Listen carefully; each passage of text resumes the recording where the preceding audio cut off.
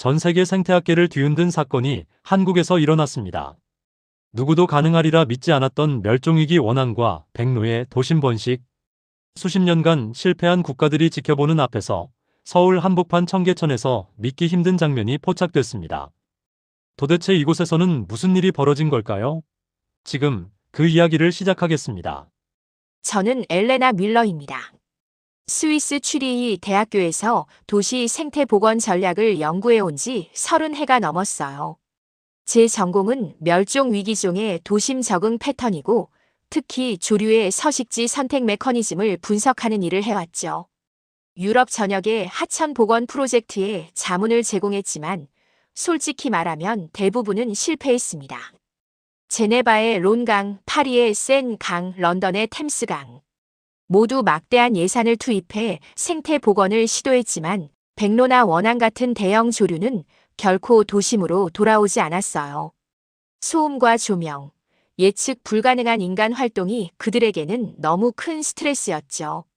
그래서 저는 도심 복원의 한계를 인정하고 교외 지역 중심의 전략으로 방향을 틀었습니다. 그런데 작년 가을 한국에서 온 논문 하나가 제 책상 위에 놓였어요. 서울 청계천에서 멸종 위기종인 원앙과 백로가 동시에 번식하고 있다는 내용이었습니다. 처음엔 과장된 홍보 자료라고 생각했어요. 도심 한복판에서 그런 일이 가능할 리 없다고 믿었으니까요. 하지만 자료를 읽을수록 의문이 커졌습니다. 기술적으로 특별한 게 없었어요. 하천을 복원하고 수량을 확보하고 식생을 조성했다는 정도였죠.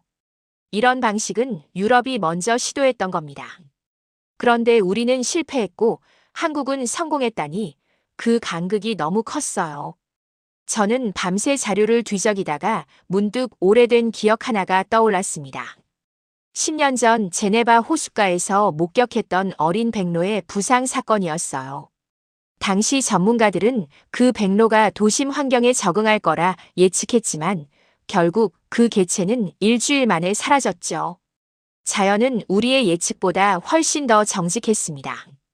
그 기억이 청계천에 대한 제 시선에 그림자를 드리웠어요. 혹시 이번에도 과장된 성공 사례는 아닐까? 일시적 출현을 정착으로 착각한 건 아닐까? 의심이 깊어질수록 한 가지 확신만 생겼습니다. 직접 가서 확인해야겠다고요. 서울행 비행기 안에서 저는 계속 질문만 되뇌었어요. 왜 한국만 가능했을까?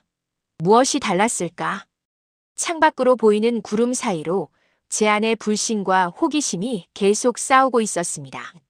착륙 직전까지도 저는 확신하지 못했어요. 이 여행이 실망으로 끝날지 아니면 제 모든 이론을 뒤흔들 발견으로 이어질지. 인천공항에 도착했을 때 저는 바로 청계천으로 향했습니다. 짐도 풀지 않았어요. 멸종 위기종이 선택한 도시라면 그 증거는 흔적이 아니라 행동으로 나타나야 했으니까요. 저는 그걸 보기 전까지 절대 믿지 않을 생각이었습니다.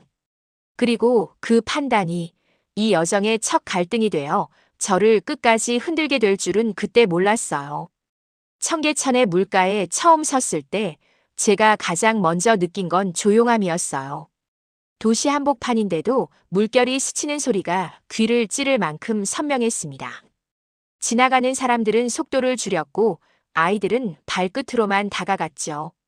이 미묘한 조심성이 도시 전체에 깔려 있었어요. 누가 시킨 것도 아닌데 사람들이 자연을 대할 때만 보이는 묘한 배려가 있었습니다. 저는 곧바로 자료를 확인하려 했지만 한 현장 관리자가 제게 말했어요. 이곳은 데이터를 보는 것보다 먼저 공기를 보시는 편이 나을 겁니다. 처음엔 말장난이라 생각했습니다. 하지만 몇 분 후 저는 그 의미를 이해했어요. 바람이 지나갈 때마다 물가 식생이 흔들리고 그 뒤로 잠시 동안 새가 날지 않는 공백 시간이 생겼습니다. 자연과 사람의 리듬이 충돌하지 않고 맞물린다는 뜻이었죠. 저는 그 미세한 간격에서 불현듯 이상한 불편함을 느꼈어요. 유럽 도시에서는 경험하지 못한 낯선 조화였기 때문입니다. 파리에서도 런던에서도 사람과 자연은 늘 경계선을 두고 있었어요. 하지만 여기는 달랐습니다. 경계가 이때 충돌하지 않는 방식이었죠. 그때 한 가지 장면이 눈에 걸렸습니다. 물가 쪽 돌기둥 위에서 희미한 긁힌 흔적이 보였어요. 발톱이 미끄러진 듯한 선이었습니다. 저는 즉시 카메라로 확대해 봤어요. 깊이는 얕았지만 방향성이 일정했습니다. 누군가의 손이 아니라 날짐승의 발이 남긴 흔적 같았어요. 이 작은 흔적은 아무 의미 없어 보였지만 제 경험상 이런 사소한 이상이 나중에 결정적 단서가 됩니다.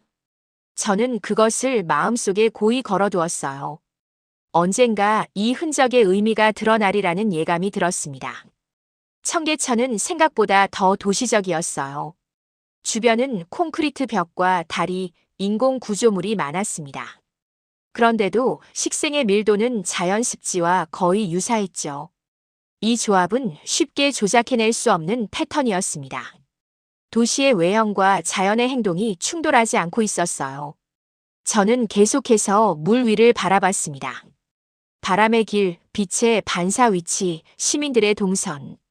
이 작은 요소들이 결국 어느 멸종 위기종의 행동과 겹친다면 그건 우연이 아니에요. 무언가 이 도시는 자연을 기다려주는 방식을 알고 있었습니다. 물가를 따라 천천히 걸으면서 저는 주변을 관찰했어요. 한 노부부가 다리 난간에서 물가를 내려다보고 있었습니다. 남성은 손짓을 크게 하지 않았고 여성은 작은 종이봉투를 접어 가방 속에 넣었어요. 그 봉투는 간식이었습니다. 그들은 새에게 먹이를 주지 않기 위해 챙겨온 것을 다시 넣고 있었죠. 규칙을 어기지 않으려는 어떤 조용한 책임감이 있었어요. 매뉴얼보다 시민의 습관이 자연을 지키는 도시. 저는 이 장면에서 청계천의 비밀 하나를 발견한 것 같았습니다. 자연은 기술이 아니라 문화가 지킨다는 사실을요. 해가 기울 무렵 저는 다시 돌기둥 앞으로 돌아왔어요. 그 긁힌 흔적을 다시 보고 싶었습니다. 각도를 바꿔 살펴보니 흔적은 물가를 향해 일정하게 이어져 있었어요. 마치 누군가 반복적으로 같은 경로를 이용한 것 같았습니다. 저는 곧 깨달았어요. 이 흔적이 단순한 우연이 아니라는 것을. 그게 무엇인지는 아직 모르지만 곧 드러나리라는 기묘한 직감이 들었습니다. 그리고 그 직감은 제 계산을 모두 흔들 준비를 하고 있었어요. 새벽 5시 42분. 서울에서 맞는 첫 아침이었어요. 햇빛이 다리 아래로 비스듬히 떨어질 때 물 위에 가늘게 일렁이는 선들이 마치 긴장을 감춘 무대의 커튼 같았습니다. 저는 삼각대를 설치해 주변을 관찰하고 있었어요. 그때 멀리서 움직임 하나가 제 시선을 빼앗았습니다. 처음엔 비둘기나 청둥오리 정도로 생각했어요. 도시 생태계에서 흔히 보이는 조류였기 때문이죠. 하지만 가까워질수록 걸음이 달랐습니다. 물 흐름을 확인하듯 조심스럽게 발을 내딛고 주변을 경계하되 과도한 긴장은 보이지 않았어요. 저는 호흡을 멈췄습니다. 그 자세, 그 목선, 그 조심스러운 움직임. 원한이었어요.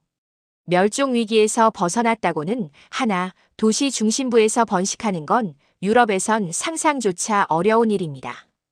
더 놀라운 건 그 뒤였어요. 짧은 간격을 두고 또 한 쌍이 나타났습니다.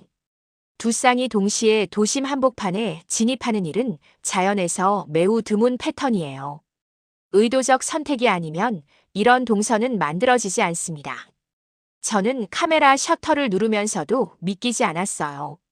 논문에서만 보던 장면이 눈앞에서 펼쳐지고 있었으니까요.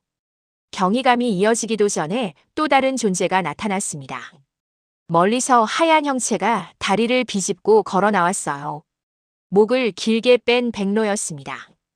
백로는 쉽게 도심을 선택하지 않아요. 고요한 먹이터, 방해받지 않는 수면, 넓은 시야가 필요하죠. 그런데 그 백로가 제 눈앞에서 물가를 걷고 있었습니다. 더 충격적인 건 이 백로가 원앙과 같은 공간을 공유하는 것에 전혀 거부감을 보이지 않았다는 점이었어요. 이 조합은 생태학적 안정성이 높은 지역에서만 나타나는 행동입니다. 저는 그 순간 깨달았어요. 이건 단순한 등장이 아니라 정착의 신호라는 것을. 자연은 결코 거짓말하지 않습니다. 특히 백로와 원앙처럼 예민한 종이라면 더욱 그렇죠. 제 심장은 빠르게 뛰기 시작했어요. 제가 그토록 찾던 답이 눈앞에서 움직이고 있었습니다. 도시가 자연을 선택한 것이 아니라 자연이 도시를 선택했다는 사실을. 저는 그 사실을 인정해야 했어요. 하지만 동시에 또 다른 질문이 생겼습니다. 어떻게 이런 선택이 가능했을까? 무엇이 이 새들을 서울로 이끌었을까? 제 머릿속에서 수십 개의 가설이 충돌하기 시작했어요. 백로는 천천히 물가를 따라 걸었고 원앙은 잠시 머물다 식생 사이로 사라졌습니다. 저는 그 장면을 놓치지 않으려 계속 카메라를 들고 있었어요. 이 순간이 제 연구 인생에서 가장 중요한 관찰이 될 거라는 예감이 들었습니다. 해가 완전히 떠오르자 도심의 소음이 조금씩 커지기 시작했어요. 하지만 새들은 놀라지 않았습니다. 마치 이 소음에 익숙한 것처럼 행동했죠. 이 안정감은 단기간에 형성될 수 없는 것이었어요. 최소 수개월, 어쩌면 수년간 이곳에서 살아온 흔적이었습니다. 저는 삼각대를 접으면서 조용히 중얼거렸어요. 유럽이 실패한 이유를 이제야 알 것 같다고. 우리는 자연을 불러오려 했지만 한국은 자연이 스스로 선택하도록 기다렸다는 것을. 그 차이가 이 모든 결과를 만들었습니다. 하지만 이 깨달음은 아직 완전하지 않았어요. 제 안의 과학자는 여전히 의심하고 있었습니다. 이 장면만으로 성공을 단정할 수 있을까? 더 많은 증거가 필요하지 않을까? 그 질문이 저를 다음 단계로 끌어당기고 있었습니다. 서울의 청계천을 직접 본 직후 저는 확보한 데이터를 본부로 전송했어요. 스위스 연구단 동료들은 즉각 반응을 보냈습니다. 도심에서 백로와 원앙이 동시에 번식한다고. 그건 구조적으로 불가능해. 사진만으로는 증거가 될 수 없어. 메시지가 연달아 도착했어요. 그들의 의심은 이해할 만했습니다. 유럽에서는 도시 소음, 조명 공해, 예측 불가능한 인간 활동 때문에 대형 조류의 생태, 안정행동을 확보한 사례가 단 한 번도 없었어요. 제 동료들은 제가 현장 관찰에 잠식된 것이라며 우려했죠. 저는 그들의 반박에 맞서기 위해 청계천의 구조를 다시 살폈습니다. 하천의 폭 흐름의 속도, 완충 식생의 분포, 서식 가능한 은신 공간의 밀도. 모든 것들이 일반적인 도시 복원 모델과 달랐어요. 가장 특이했던 점은 도시적 요소가 억제된 방식이었습니다. 조명이 일정 시간 이후 급격히 낮아지고 사람들의 소음이 특정 구간에서 흡수되도록 벽면 재질이 설계돼 있었어요. 자연이 가장 예민하게 느끼는 스트레스를 제거하기 위한 구조였죠. 저는 이 설계가 우연이 아니라는 걸 알았습니다. 그럼에도 제 동료는 다시 반론을 제기했어요. 그런 설계는 미국도 유럽도 시도했어. 그런데 실패했지. 그러니까 내 관찰은 착시야. 그 말은 제 안에 마지막 남아있던 확신을 건드렸습니다. 저는 혹시 제 눈이 과장되고 있는 건 아닐까 생각했어요. 새들의 일시적 이동을 정착으로 착각한 건 아닐까. 갈등은 점점 깊어졌습니다. 저는 자료를 다시 검토했어요. 수치, 패턴, 행동 기록. 모든 것이 정착을 가리키고 있었지만 동료들의 반박은 제 확신을 흔들었습니다. 하지만 그날 오후 하나의 행동이 제 머릿속 이론을 뒤흔들기 시작했어요. 한 원앙이 물가에서 천천히 부리를 씻었습니다. 그런데 그 뒤 두세 걸음 뒤에 또 다른 어린 개체가 천천히 따라 나왔어요. 이건 번식 중이거나 이미 번식을 끝낸 개체들에서만 나타나는 행동 패턴이었습니다. 우연이 아니었어요. 생태 안정성이 없으면 절대 나타나지 않는 장면이었습니다. 저는 이 행동을 동료에게 다시 보냈어요. 하지만 돌아온 건 더 강한 반박이었습니다. 그건 단순 행동이야. 번식 증거로 볼 수 없어. 결정적 증거는 둥지나 새끼지. 그 말은 맞았어요. 이성적으로 보면 부족했습니다. 하지만 제 눈앞의 정황은 점점 더 논리의 균열을 만들고 있었어요. 대립은 이제 단순한 의견 차가 아니라 과학적 자존심과 관찰의 충돌로 변해가고 있었습니다. 저는 밤늦게까지 자료를 정리하며 생각했어요. 과학은 증거를 요구하지만 자연은 증거를 숨깁니다. 특히 멸종위기종은 더욱 그렇죠. 둥지를 노출하지 않고 새끼를 쉽게 드러내지 않아요. 그게 생존 본능이니까요. 그렇다면 제가 봐야 할 건 직접적 증거가 아니라 간접적 신호일지도 모른다는 생각이 들었습니다. 행동 패턴, 이동 경로, 경계 수준의 변화. 이 모든 것이 결국 하나의 이야기를 말하고 있었어요. 저는 묘한 예감을 느꼈습니다. 곧 더 큰 장면이 나타날 것이다. 제가 찾지 않아도 자연이 스스로 보여줄 것이다. 그 예감은 제 안의 과학자와 관찰자 사이에서 팽팽한 긴장을 만들고 있었어요. 하지만 저는 기다리기로 했습니다. 자연의 시간은 인간의 조급함을 기다려주지 않으니까요. 청계천의 하류 구간으로 이동했을 때 저는 처음 보는 구조물을 발견했어요. 작은 섬처럼 보이는 돌무더기, 그 사이로 얕은 물길이 분리되어 있었습니다. 얼핏 보면 단순한 조경처럼 보였지만 자연의 눈으로 보면 전혀 달랐어요.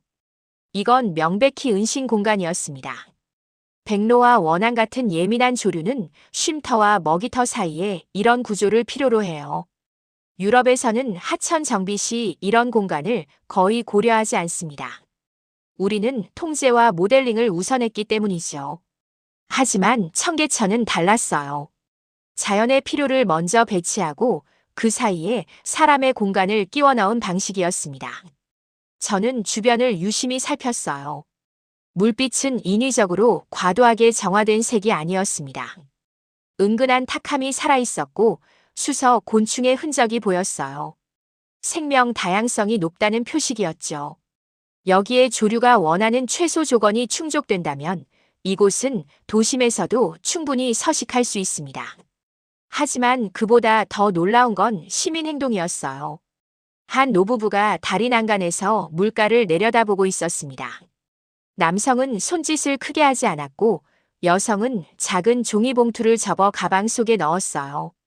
그 봉투는 간식이었습니다.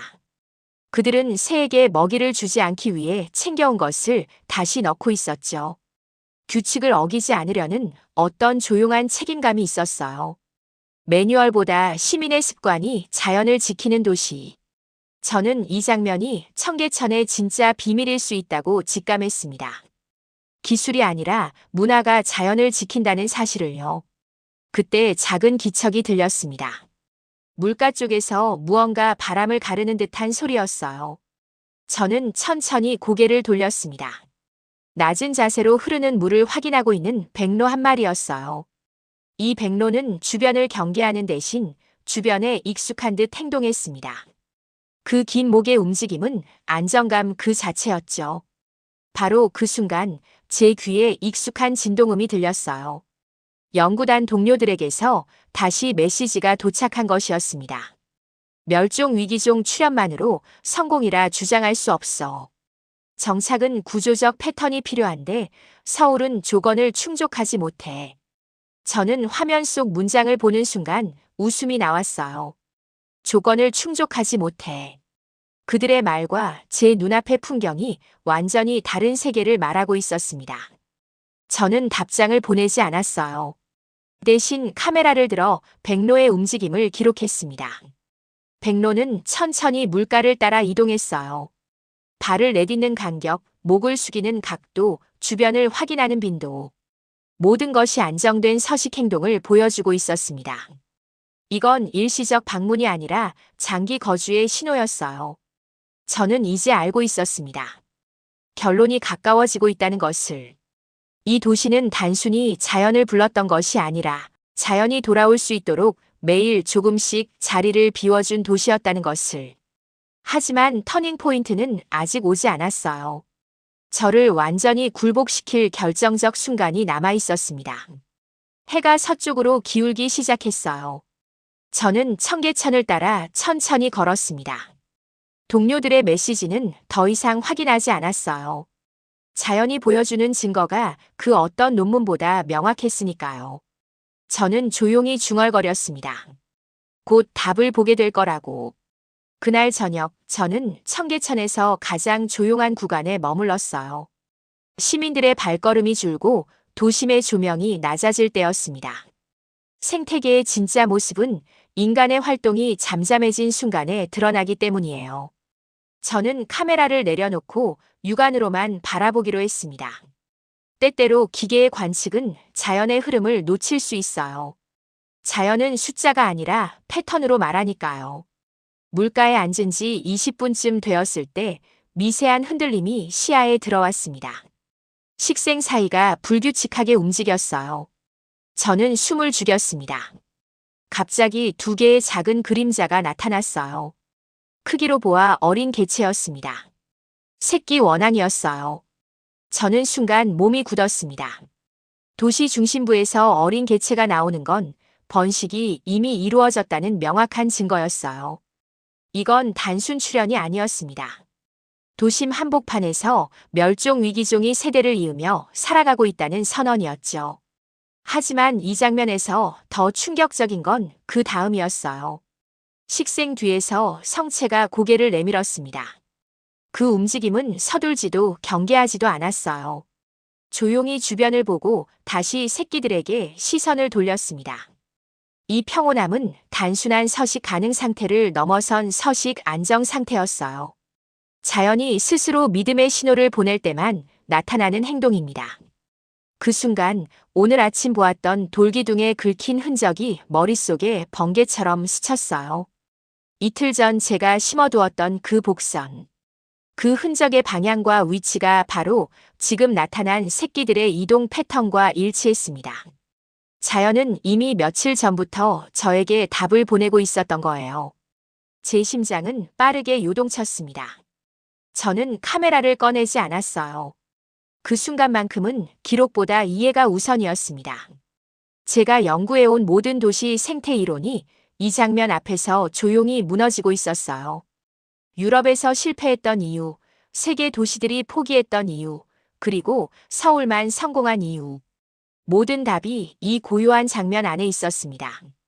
저는 이 순간 더 이상 외면할 수 없는 한 가지 진실을 인정할 수밖에 없었어요. 자연은 준비된 도시에만 돌아온다. 새끼 원앙 2마리가 물가에 선 채로 어미를 기다리는 동안 저는 문득 지난 며칠간 관찰했던 사소한 장면들이 하나의 선으로 이어지는 걸 느꼈습니다.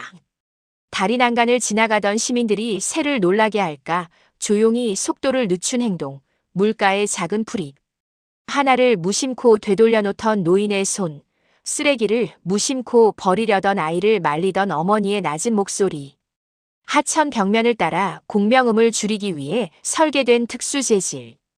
그 모든 것이 도시 전체가 하나의 거대한 둥지처럼 움직이고 있음을 보여주는 조용한 신호였어요. 그리고 저는 드디어 이해했습니다. 서울 청계천이 성공한 이유는 자연의 자리를 지우는 도시가 아니라 자연의 자리를 남겨두는 도시였기 때문이었어요. 유럽의 도시 복원 모델은 생태를 되살리기 위해 거대한 시설과 완벽한 기술을 도입했습니다. 하지만 서울은 달랐어요. 작은 행동들, 시민의 습관, 과도하지 않은 개입, 그리고 기다림이 있었습니다. 그때였어요. 새끼 원앙 옆으로 어미 한 마리가 천천히 걸어 나왔습니다. 그 아름다운 장면은 말할 수 없는 울림을 주었어요. 이 어미는 새끼들이 물에 들어가기 전에 주변의 위협 요소를 확인했습니다. 날개를 살짝 펼쳐 바람을 감지하고 물 위의 흔들림을 세심하게 읽었어요. 그리고 믿기 힘든 장면이 있었습니다. 어미는 작은 소리를 냈고 그 순간 새끼 2마리가 동시에 낮은 자세로 몸을 웅크렸어요. 자연에서만 볼 수 있는 위협 대비 교육 행동이었습니다. 어미는 천천히 새끼들을 이끌며 물가로 이동했어요. 그 움직임 속에는 서둘러도 조급하지 않은 완벽한 자연의 리듬이 있었습니다. 바로 그때 저는 며칠 전 보았던 그 수상했던 돌기둥에 긁힌 흔적을 떠올렸어요. 그 흔적은 물가로 이어지는 일정한 높이의 패턴이었습니다. 당시에는 지나친 해석이라 생각했던 제 관찰이 방금 본 새끼 원앙들의 첫 이동 경로와 정확히 일치했어요. 그 흔적은 조작이나 연출이 아니라 원앙 가족이 이미 이 하천을 수개월 동안 사용해왔다는 누적된 흔적이었습니다. 저는 그 자리에서 말문을 잃었어요. 논문에서만 보던 패턴, 사진과 기록으로만 연구하던 장면이 지금 제 눈앞에서, 그것도 도심 한복판에서 펼쳐지고 있었습니다. 이 순간 저는 완벽히 깨달았어요. 이건 단순한 생태 복원이 아니다. 도시가 자연에게 배운 결과다. 그리고 제가 틀렸다는 사실을 기쁘게 인정하고 있었습니다. 30해 동안 쌓아온 이론이 무너지는 순간이었지만 이상하게도 후회나 좌절은 없었어요. 오히려 해방감 같은 게 밀려왔습니다. 제가 그토록 찾던 답이 바로 눈앞에 있었고 그 답은 제가 예상했던 것보다 훨씬 더 아름다웠으니까요. 새끼 원앙들은 어미를 따라 천천히 물속으로 들어갔습니다. 그 작은 발이 물결을 만들 때마다 저는 제 안에 무언가가 조용히 바뀌는 걸 느꼈어요. 자연은 기술로 설득할 수 없습니다. 자연은 신뢰로만 움직이죠. 청계천은 그 신뢰를 얻은 도시였어요. 거대한 계획이 아니라 작은 배려들로요. 저는 천천히 일어나 뒤를 돌아봤습니다. 멀리 도심의 불빛이 반짝이고 있었어요. 하지만 물가는 여전히 고요했습니다. 도시와 자연이 서로를 존중하는 방식으로 공존하고 있었죠. 이 균형이 청계천의 진짜 성공이었어요. 저는 숙소로 돌아가는 길에 동료들에게 마지막 메시지를 보냈습니다. 제가 틀렸습니다. 서울은 조건을 충족하지 못한 게 아니라 우리가 몰랐던 새로운 조건을 만들어냈어요. 자연이 선택한 도시입니다. 곧 상세한 보고서를 보내겠습니다. 답장은 오지 않았어요. 아마 동료들은 제가 현장에 압도된 것이라 생각할 겁니다. 하지만 상관없었어요. 저는 제 눈으로 봤고 제 심장으로 느꼈으니까요. 이 경험은 어떤 논문보다 강력한 증거였습니다. 숙소 창가에 앉아 저는 조용히 청계천의 불빛을 바라봤어요. 도심의 야경 속에서도 물 위는 고요하게 빛났고 그 위에서 낮 동안 보았던 장면들이 계속 떠올랐습니다. 저는 깨달았어요. 제가 그동안 자연을 복원해야 하는 대상으로 바라보고 있었다는 걸. 하지만 청계천은 자연을 함께 살아갈 존재로 대하고 있었습니다. 유럽이 놓친 건 바로 그 철학이었어요. 제가 본 원앙 가족의 행동은 단순한 생태 현상이 아니었습니다. 어미가 새끼를 위험에서 보호하는 모습, 서두르지 않는 이동, 안정된 수면과 먹이 활동. 이 모든 것들은 자연이 도시에 마음을 열었을 때만 나타나는 신호였어요. 제가 20년 동안 실패했던 이유는 기술 부족이 아니라 철학 부족이었습니다. 우리는 자연을 통제하려고 했고 한국은 자연에게 자리를 내어주었어요. 이 차이는 거대한 결과를 만들었습니다. 저는 그날 결심했어요. 돌아가면 스위스에서도 기다리는 복원을 시작해야겠다고. 도시의 속도에 맞추는 복원이 아니라 자연의 속도에 맞춰주는 복원. 논문도 발표도 세계의 시선도 중요하지 않았습니다. 오늘 제가 본 진짜 자연은 어느 상보다 더 큰 울림을 주었어요. 서울을 떠나기 전날 아침, 저는 마지막으로 청계천을 찾았습니다. 이번엔 관찰자가 아니라 학생의 마음으로 갔어요. 물가에 앉아 조용히 흐름을 바라봤습니다. 바람이 불 때마다 식생이 흔들렸고 그 사이로 작은 물고기들이 헤엄쳤어요. 멀리서 백로 한 마리가 천천히 걸어왔습니다. 아마 며칠 전 제가 봤던 그 개체일 거예요. 백로는 저를 보고도 놀라지 않았습니다. 적당한 거리를 유지한 채 물가를 따라 이동했죠. 이 신뢰가 청계천의 전부였어요. 저는 조용히 중얼거렸습니다. 자연은 포기하지 않는 사람에게, 그리고 자리를 남겨주는 도시에 반드시 돌아온다고. 창밖으로 청계천의 물빛이 반짝였어요.